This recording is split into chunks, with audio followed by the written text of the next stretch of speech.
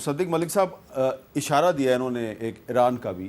آپ کو یاد ہے کہ ابھی کچھ عرصہ پہلے پاکستان اور ایران کے درمیان بھی تعلقات میں کافی کشیدگی ہوئی تھی. پہلے انہوں نے ادھر میزائل مارا, پھر ہم نے اس کا جواب دیا. اور ابھی پچھلے چند دنوں میں اگر آپ دیکھیں کہ 16 مارچ کو شمالی وزیرستان کے علاقے میر علی میں ہماری سیکورٹی فورسز پہ ایک حملہ ہوا ہے. اس میں ہمارا ایک کرنل اور کیپٹن اور 7 دیگر اہلکار شہید ہوئے. پھر 20 مارچ کو گوادر پورٹ کمپلیکس پہ حملہ ہوا, اس میں بھی دہشت گرد بھی مارے گئے لیکن ہمارے سیکورٹی فورسز کے جوان بھی شہید ہوئے. پھر 22 مارچ کو ڈی آئی خان میں سیکورٹی فورسز کے قافلے پہ خودکش حملہ ہوا. پھر 26 مارچ کو تربت میں پاک بحریہ کے ایئر بیس پہ حملہ اور اس میں ایک سپاہی شہید ہوا. اور 26 مارچ کو یعنی کہ آج ہی شانگلہ میں بھی ایک گاڑی پہ خودکش حملہ ہوا ہے. تو ہم چاروں طرف سے ہمارے تعلقات افغانستان سے بھی خراب ہیں, ایران سے بھی اچھے تعلقات نہیں ہیں, انڈیا کے ساتھ بھی تعلقات خراب ہیں, لیکن اسحاق ڈار صاحب کہتے ہیں انڈیا کے ساتھ تجارت ہونی چاہیے. تو کیا کوئی پیراڈائم شفٹ آ رہی ہے پاکستان کی پالیسی میں ٹورڈز انڈیا؟ دیکھیں, پہلے تو میں یہ کہوں گا کہ ہمیں جو بھی پالیسی لے کر آنی چاہیے خارجہ پالیسی کے حوالے سے وہ سٹیبل ہونی چاہیے. ڈیفنس پالیسی بھی, خارجہ پالیسی بھی اور ہماری اکنامک پالیسی بھی. مثلا آپ کو یاد ہوگا یہ جو بھی دہشت گردی کے واقعات ہو رہے ہیں, مجھے بڑی اچھی طرح یاد ہے ایک سال میں یعنی 364-65 دنوں میں تقریباً 900 سے لے کے 1200-1300 تک دہشت گردی کے حملے ہوا کرتے تھے 2013 اور جب تک نیشنل ایکشن پلان نہیں آیا اس دوران میں. اور ہم سوچتے تھے کہ دن میں 2 دھماکے یا 3 دفعہ دہشت گردی بعض مرتبہ مختلف جگہوں کے اوپر دھماکے ہوتے ہیں. لیکن پھر ایک عزم کے ساتھ سارے سیاستدان اور سارے جو پاکستان کی مختلف ادارے ہیں وہ مل کے بیٹھے اور انہوں نے ایک نیشنل ایکشن پلان بنایا. وہ نیشنل ایکشن پلان کوئی معمولی پلان نہیں تھا. آپ یہ مانیں یا یہ جانیں کہ تقریباً 2 جنگیں آپ نے لڑیں, رد الفساد کی شکل میں اور ضرب عضب کی شکل میں. یہ 2 جنگیں تھیں, یہ ایسا نہیں تھا کہ آپ نے کوئی آپریشن کر دی. اگر آپ موبلائزیشن دیکھیں فوج کی بھی دیگر اداروں کی بھی تو پوری بھرپور انداز میں 2 جنگیں لڑنے کے بعد ہم نے قلع کما کیا. اور جو پاکستان کے دہشت گرد پاکستان میں تھے یا تو ان دہشت گردوں کو مار دیا یا وہ بھاگ گئے یہاں سے. تو اس کے بعد آپ نے دیکھا کہ ملک کے اندر سکون ہو گیا.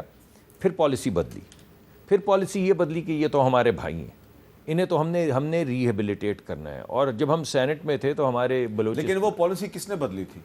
پالیسی تو جب ہم بدلتے ہیں تو ملک بدلتا ہے نا, ریاست بدلتی ہے, اس کے تمام ادارے اور تمام جو ہماری نا وہ صرف عمران خان صاحب. میں نے تو نام کسی کا نہیں لیا, میں نے تو نام نہیں لیا, آپ نے لیا, میں نے تو نام نہیں لیا. میں نے تو آپ کو کہا کہ ریاستی پالیسی. میں سب کا نام لینا چاہ رہا ہوں نا, جنرل باجوہ بھی شامل تھے, جنرل فیض بھی شامل. جی بالکل ٹھیک ہے, مگر اور پریزیڈنٹ آف پاکستان نے تو سزائے موت کے جو کنوکٹڈ قیدی تھے ان کو ایمنسٹی. وہ کیا نام تھا ان کا بھلا سا, وہ کیا صاحب تھے جن کا وہ بہت جن کو پر دہشت گردی کے وہ تھے, مسلم خان صاحب کو دی تھی. جی دیکھیے بات یہ ہے کہ میں اسی وجہ سے کہ بات پرووکیٹو نہ ہو, میری کوشش یہ ہے کہ بات مثبت انداز میں. میں اپریشیٹ کرتا ہوں کہ آپ کھوسا صاحب کو پرووک کرنے کی نہیں, کھوسا صاحب کو میں جسارت نہیں کر سکتا. کھوسا صاحب گورنر صاحب میرے دوست ہیں, سینئر رہنما ہیں.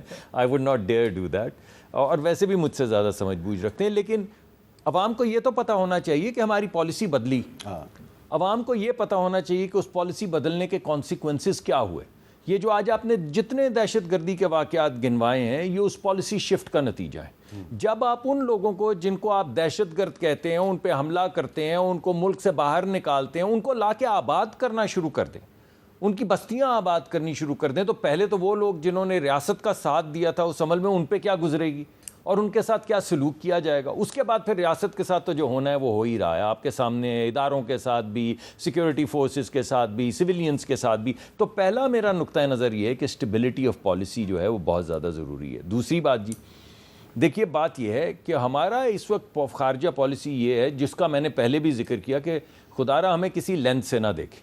آپ نے کہا ایران سے بھی تعلقات ٹھیک نہیں, آپ نے کہا افغانستان کے ساتھ بھی وہ ٹی ٹی پی کی وجہ سے کوئی تعلقات کے اندر تھوڑا سا جھول ہے, بھارت کے ساتھ بھی تعلقات ٹھیک. تو ٹھیک کس سے؟ صرف چین سے. صرف چین سے, اور ان کو بھی خراب کرنے کی کوشش. یہ اب آپ کے سامنے آ گیا. دیکھیے پاکستان کو جب میں نے شروع میں آپ کے پروگرام میں کہا کہ پاکستان کو خدا را پاکستان کے لینس سے دیکھیں, تو وہ یہی بات تھی. اس کا کوئی اس بات کا مقصد بھارت نہیں ہے. اگر اس بات کا مقصد بھارت کریں گے تو تھوڑی دیر میں مودی کے یار کے نعرے لگ جائیں گے. یعنی کوئی مثبت رویے کے ساتھ آپ کسی بھی ڈائریکشن میں جانے کی کوشش کریں, آپ جائیں گے امریکہ کی طرف تو CIA کی آواز لگ جائے گی, آپ یہ آواز لگ جائے گی کہ ملک ان کے ساتھ مل کے الٹا رہے ہیں یا لٹا رہے ہیں. اور اس کے بعد پھر جو دیگر چیزیں ہوئیں, جو وہاں پہ وہ لابسٹ رکھے گئے وغیرہ وغیرہ, جو تعریفی کلمات کہے گئے ڈونلڈ ڈو کے متعلق جاتے ہوئے سفیر نے, ان سب باتوں کو چھوڑے, وہ پرووکیٹو باتیں.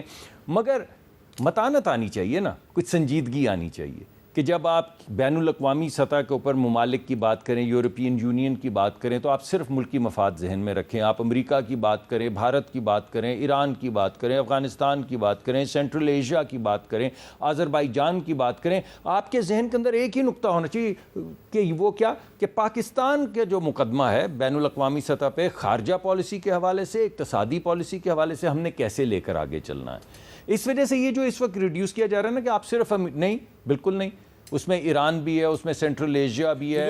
ایران کے ساتھ جو ہماری گیس پائپ لائن کا پروجیکٹ ہے, اس پہ اگر امریکہ جو ہے اس کا اعتراض ہے تو پھر ہم وہ نہیں دیکھیں, ان سے بات کریں گے نا. میں نے کل بھی ایک پروگرام میں کہا ہے کہ ہمارے 2 ہیں اس وقت 5 مختلف طریقہ کار ہیں جس کے ذریعے ہم پہ سینکشنز لگ سکتی ہیں. 5 مختلف طریقہ کار ہیں, ٹھیک ہے. اس کا مطلب ہے کہ ہم سینکشنز کے متحمل تو گورنر صاحب بھی نہیں چاہیں گے کہ پاکستان پہ سینکشنز لگ جائیں. اگر ہم ایران سے گیس خریدیں گے تو ہم پہ سینکشن 5 طریقہ کار ہیں, 5 طریقہ کار ہیں. اس میں فائنینشیل ٹرانزیکشن کے اوپر سینکشن ہے, ان کی جو 2 باڈیز جو ہیں جن کے ساتھ آپ ڈیل کر رہے ہیں اس کے ذریعے بھی ہے. گیس کا انفراسٹرکچر اگر آپ لگا کے کنیکٹ کرتے ہیں تو اس پہ بھی سینکشن ہے.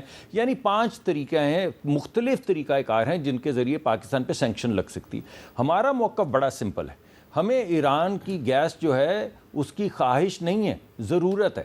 ہم یہ چاہتے ہیں کہ وہ گیس ہم لیں, اور ہم نے ایران سے بارہا یہ درخواست کی ہے, میں نے خود بھی کی ہے, کہ ہم کوئی طریقہ کار ڈھونڈیں گے کہ ہم پہ سینکشنز نہ لگیں اور یہ گیس جو آپ کی ہے یہ ہم لے پائیں. اس کے طریقہ کار کے لیے ہمیں 2 چیزیں کرنی ہیں. ایک, ہمیں ویور لینا ہے, جس کے لیے ہم تگ و دو کر بھی رہے ہیں اور کرتے بھی رہیں گے. ہم نے ریجیکشن نہیں لینی, انشاءاللہ ویور لینا. اگر آذربائیجان کے پاس ویور ہے, میرا خیال ہے ترکی کے پاس شاید ہے, عراق کے پاس ہے, اگر ان تمام ممالک کے پاس ویور ہے تو ہم بھی بڑی دیر سے امریکہ کے ساتھ کام کر رہے ہیں, ہمیں بھی ویور چاہیے. ویور کے لیے ہم نے لیگل ویو بھی ان کے سامنے لے کر جانا ہے, ہم نے اقتصادی ویو بھی لے کر جانا ہے, ہم نے اپنی خارجہ پالیسی کا ویو بھی لے کر جانا ہے. دوسری طرف ہمارے بھائی جو ہمارا ملک ہے ایران, ہم نے ان کو بھی یہ یقین دلانا ہے کہ ہم اس میں انویسٹمنٹ کرنا چاہتے ہیں, ہم یہ گیس لینا چاہتے ہیں. تو یہ دونوں چیزیں ہمیں ساتھ لے کر چلیں گے تو اللہ کی طرف سے کامیابی ہوگی, ورنہ نہیں ہوگا.